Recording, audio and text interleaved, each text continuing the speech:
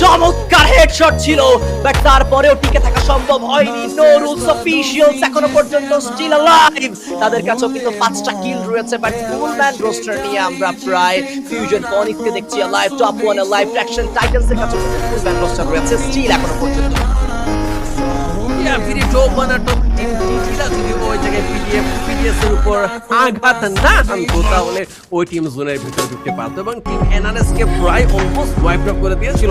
বলতে নিয়েছিলাম পিডিএস কে টুকা দেওয়া ঠিক হবে না, বাট সেখানে ঠাট করে দুইটা টিমের জয়েন হওয়াতে পিডিএফ আর সেখানে দাঁড়াতে পারেনি। মেন লুজটা লেগেছে তাদের। রাইট নাও যে টিমগুলো অ্যালাইভ রয়েছে টিমের কাছে রয়েছে এবং এই টিমের কাছে ফুল মেন পাওয়ার রয়েছে। ইজিরা নিজেদেরকে গুছাতে চায়, জোন লকডাউন হয়েছিল, রিভাইভ কমপ্লিট হয়েছে, টোপন তাদের উপর নজর রাখছে। গ্রেনেড হামলা হলে বিভাগে পড়লেও পড়তে পারে, বাট টোপনদের সাইড থেকে গ্রেনেড হামলা হচ্ছে না। এখন তারা স্থির সময় নিচ্ছে, বুঝে শুনে হয়তো এটা করবে ওরা। ওই পাশে এনআরএস ওয়ান এর মধ্যে ফাইট সুবিধা নিতে চাইবে, গ্রেনেড হামলা হলেও হতে পারে ওই বিল্ডিংয়ের ভেতরে। মায়া হিল করছেন নিজেকে, ফিউ রাইটার মোস্টারটা বল করেছে, fusion phoenix full man roster নিয়ে সার্কেল একেবারে ছোট হয়ে গিয়েছে। প্রান্ত দুটো কিল কনফার্ম করেছে মিনি টপ 1, তাদের কাছে 19টি কিল রয়েছে। আরো একটা দুর্দান্ত ম্যাচ বুয়াতে কনভার্ট করার একটা পসিবিলিটিস রয়েছে কিন্তু মিনি টপ 1 এর কাছে। ফিউশন ফনিক্স করেছে অ্যাটাক, গ্রাউন্ড কন্ট্রোল নেই, বাট কম্পাউন্ড কন্ট্রোল কিন্তু এই মুহূর্তে মিনি টপ 1 এর কাছে রয়েছে। সেজানের সাইড থেকে ছিল গ্রেনেড, বাট সেটা কাজে দেয়নি।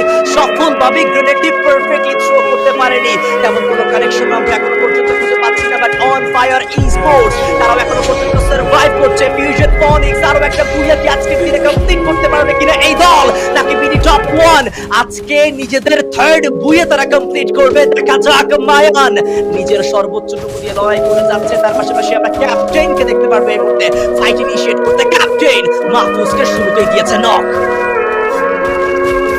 বাকি মেম্বাররা এখন একটু সময় নিবে, একটু চাইবে না ফাইটে, সময় নেওয়া উচিত তাদের। দুটো বন্ধুর সাথে হেড টু হেড ফাইট তারা জমাতে যাচ্ছে। ওএনএফটি শুরুটা হয়তো বা তারাও কাজে লাগাতে চায়। মেহেদি গেট ডাউন ক্যাপ্টেন এই প্লেয়ারটা কি খেলা থেকে অনেকটা মুভ করিয়ে দিবে মুভ হয়। একটা মেন পাওয়ার নিয়েছে সিঙ্গুলার ইসাকের পজিশনটা প্রায় চমৎকার লেভেলে। সেজানকে লুফে নেওয়া অপর প্রান্তে মেহেদি একে করে দুইটা কিল পেয়েছে। শুভ গেট ডাউন, মেহেদি হয়তো রিভাইভ করতে আসবে, রিভাইভ দিয়ে ফেলেছে। আই থিংক সো অপর প্রান্তে টিম পয়েন্টে এ ফিউরা কিন্তু মেন পাওয়ার লুজ করে ফেলেছে। এখন scenario 4 versus 3।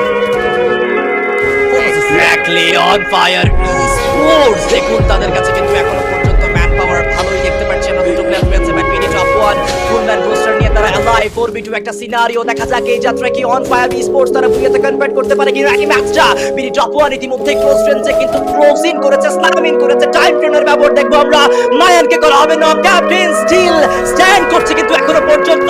and 7-9 and it's a booyah from the side of Bangladesh top 1। আজকের দিনের তৃতীয় বুয়া কিন্তু এই দল করেছে কমপ্লিট। What